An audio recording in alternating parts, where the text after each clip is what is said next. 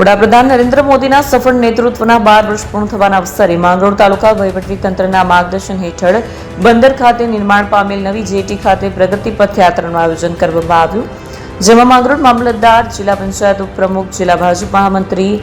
શહેર તાલુકા ભાજપ આગેવાનો, જિલ્લા તાલુકા પંચાયત આગેવાનો, ખારવા સમાજના અગ્રણીઓ સહિત અધિકારીઓ, પદાધિકારીઓ, સ્કૂલના વિદ્યાર્થીઓ જોડાયા. યાત્રા દરમિયાન કાર્યપાલક ઇજનેર દ્વારા જણાવાયું કે આપણા માટે ખૂબ ગૌરવની વાત છે કે દેશના પ્રધાનમંત્રી નરેન્દ્ર મોદીના સફળ નેતૃત્વમાં સેવા અને સમર્પણને 12 વર્ષ પૂર્ણ થયા છે, જે સંદર્ભે તંત્ર દ્વારા વિકાસ પથયાત્રા યોજાય છે. વડાપ્રધાન શ્રી નરેન્દ્રભાઈ મોદીના કાર્યકાળને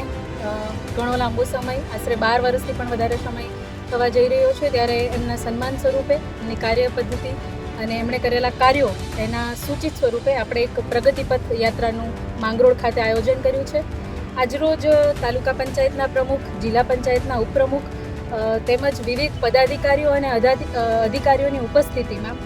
તેમજ બાળકો અને આપણા પ્રતિષ્ઠિત વ્યક્તિઓ કે જે કોઈને કોઈ એવોર્ડથી સન્માનિત થયેલા છે, એમને આપણે આ જે જેટી ખાતે માંગરોળ બંદરમાં જે જેટી છે એના ખાતે પ્રગતિપથ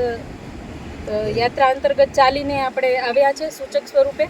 આ જેટીનું કામ આશરે 2016માં માનનીય રાષ્ટ્રપતિશ્રીના હાથે આનું ખાતમુહૂર્ત કરવામાં આવ્યું હતું. આશરે 10 વર્ષ જેટલા સમયમાં